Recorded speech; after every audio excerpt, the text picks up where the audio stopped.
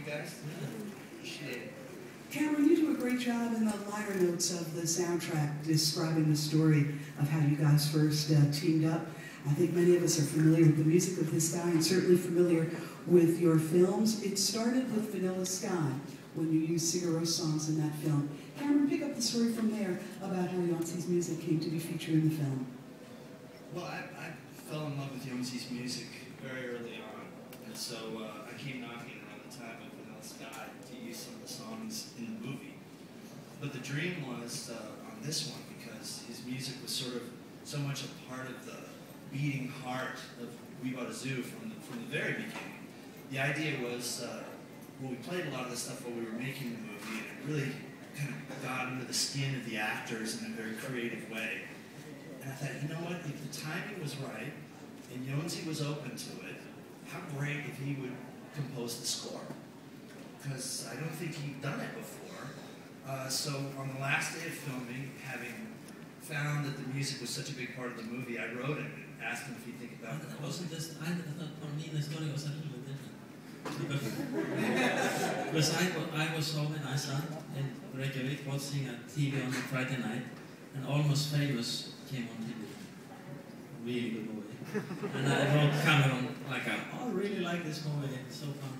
Then he wrote like, oh, we're just shooting this movie. Like, and yeah, I'm listening to your music, and you know, so I think that's. Then he said, you want to score a movie? That was in there too, and Hema came out, I think it was in 2007, and I got, it was 4 years ago, I got so many copies of Hema to give as Christmas presents that I wrote, Jonsi at one point and just said, like, if your Amazon score is hiking upwards, it's because of me. I'm buying everybody this documentary, because it's so great. So hopefully there was destiny. And Jonsi, for you, this was the first time out. I mean, you've never scored a film before. I think for many of us fans of your music, we've always found the gorgeous cinematic quality to your music, but you never actually scored a film. You never created music with that as the starting point. Were you scared at first? No. We have scored like with a band. We have scored kind of like some documentaries and stuff like that. And we had songs in a lot of different movies, but never like I never done a score before, so this is the first for me. It was really good learning experience. I thought I was, you know, I thought I knew everything about it, but I didn't know anything. So tell us about that. How was it different creating for a film? It is when you write music for yourself. You know, when you do a song, it's pretty selfish. So you just write a song for you, and you just, you know, how it makes you feel, and you do it for you. But when you write for a movie, you're kind of writing to, you know, for the movie. So like, you have to think about scenes and characters and like dialogues and facts and stuff like that. So it's a lot more complicated. So you came here to the States and worked on it in LA? Yeah, first when I talked to Cameron, he sent me the script over, and I read that, and I just wrote some few demos on the piano at home, and then flew to LA, were there for a week, and I went to your office, and he had I was there for a week, in a small office. You came ready. It was fantastic. Jonsi so understood the script and connected to the animals, the animal part of the story, and the human part of the story for sure. He had started writing a little bit back in Iceland. So when he showed up, we showed him the movie, and immediately he had a little toy sampler, keyboard sampler, and brought me into the back room, and he had a copy of the first scene in the movie, and he played the theme, and they just fit together immediately. And I had two thoughts. First, this is it. This is the feeling of the movie. It's never going to change from being the way we open the movie. This is going to create the spell. And second, Wes Anderson has to work with this guy, because there was such a whimsical, soulful quality that I immediately started seeing, hopefully there's a world where that small clique of composers has a wonderful new voice added to them, and that Jonsi could do this for others as well. I think that's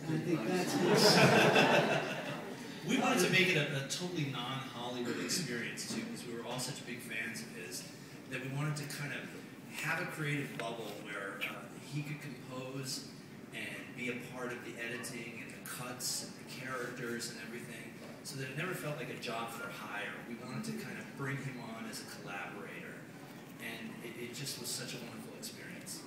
It is funny. When I wanted to have it a little bit more like kind of lo-fi score than like really Hollywoody. But I think when I came there, you kind of start to get it. You put your composer's shoes on and start to make really dramatic music.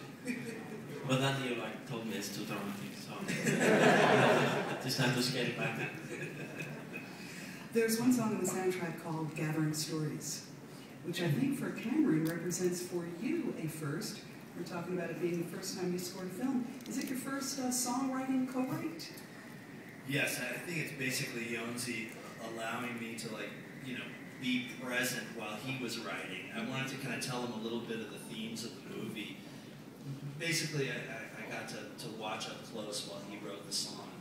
And we talked a little bit about lyrical ideas, but we've only written kind of like joke songs, like we're almost famous writing songs for Stillwater and various things like that. But That's actually good songs. Was in the movie. Was it you? Did you write it though? Yes, Nancy Wilson. I wrote those songs. Cool. And that was super fun, and it's kind of putting on a Halloween costume and playing rock star when you do that. But this was like the real thing. It was composing, and it was exciting. It was casual. Pardon? It was casual. It was casual. It was fun, and drinking beer. we were having some beers, some brewskis.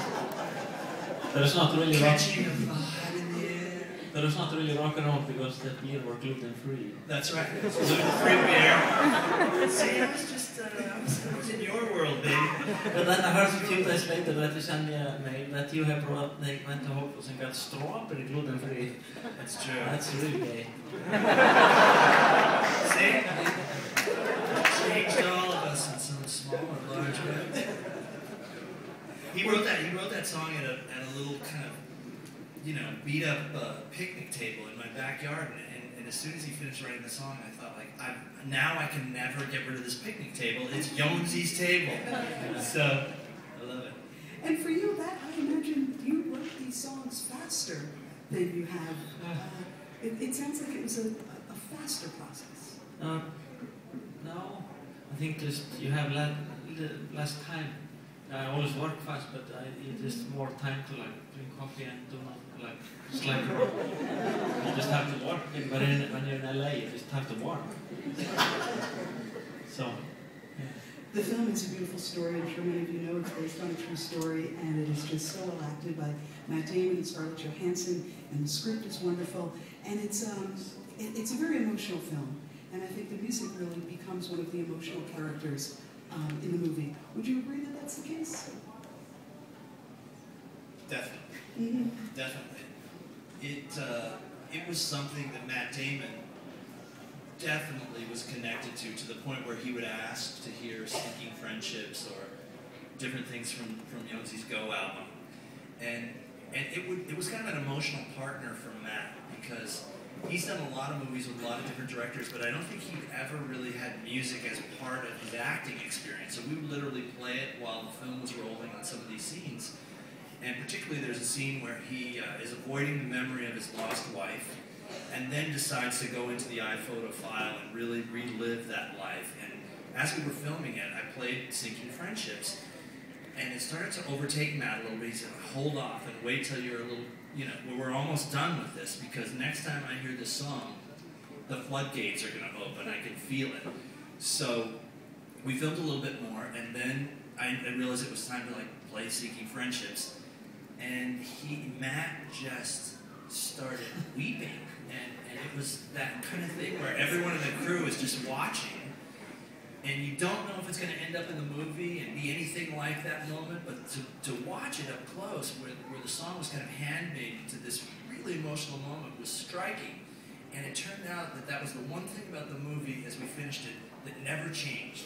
That piece where Matt goes there with Sinking Friendships playing, was meant to be, and it's in the movie now, and it's one of my very favorite things that I've ever directed, because every time I watch it, I remember the day, the moment, and how the movie kind of came together thanks to that song. And at that point, you knew, yes, it's a character. If we get really lucky, what would happen would be exactly what happened. He would join us and make new music for the movie. This is funny though. Like when you asked me, you want to do a score with a movie. It was the first scene I saw, Matt Damon crying to singing message. I sent it to him on a file, you know, and I think what the hell is that? But then I wrote the script and it started to make sense. An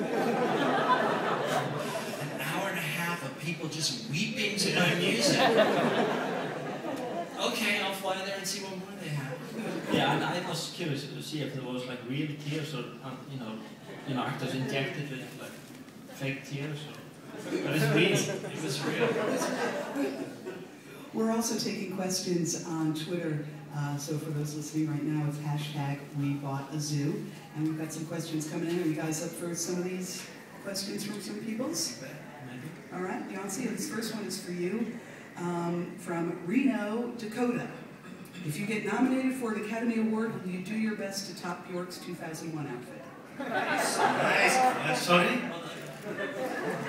If the film gets nominated for an Academy Award, yeah, will you do your best to top Bjork's swan outfit? My swan outfit? Bjork. Oh, Bjork's. Yeah, probably. I'll be kind of amazing.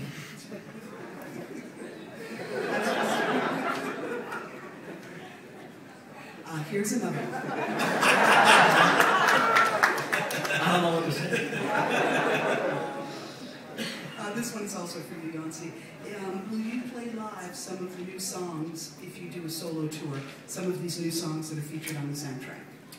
Yeah, I think so. If I would be touring now, I would definitely try to play some of it, yeah. That'd be great. Can you talk to us a little bit about the instrumentation on the soundtrack? For many of us who've seen you perform live, it's you play the bow guitar often, but there are many different sounds on the soundtrack. What are some of the instruments that you use? And maybe even some of the more non-traditional instruments that you use?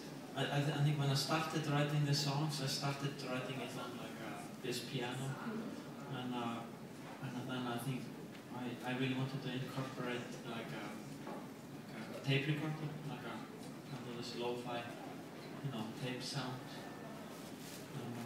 Yeah, then I used it like this toy sampler, like a small Yamaha, like a toy keyboard.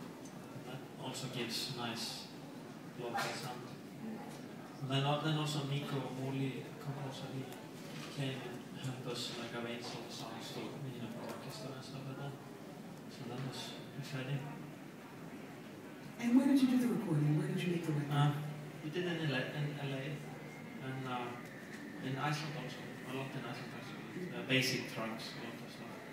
We did a lot of overdubs in LA and strings and stuff. You did such a creative thing almost immediately, because the main character that Matt plays is a journalist, and Jonsi's idea was to kind of make that dictaphone, analog-y sound part of the motif of the whole score. So you kind of hear that kind of primitive-ish, tapey sound and that feel running through. Which you dream of that as a guy directing a movie, that the person that's going to create the kind of sonic character gets that deep inside, that he knows all those elements are worthy of experimenting. Yeah, I recorded remember Dylan, the boy first, when he recorded that on the tape recorder. He didn't use it. Well, let's talk about our plan, because we do have a plan. I love so much the music that you did for our movie, and there was a lot of it, even more than we could use. So I wanted to actually do another movie that could use the score that we did for We Bought a Zoo. So it's actually a sequel to the score. So I get the same one. Yeah, so I want to, this is my plan. I think it's a good one. Yeah. Here's another question that we got via Twitter through our #WeBoughtAZoo, and it's for both of you guys, Cameron and Jonsi. What is your favorite part about working on the film?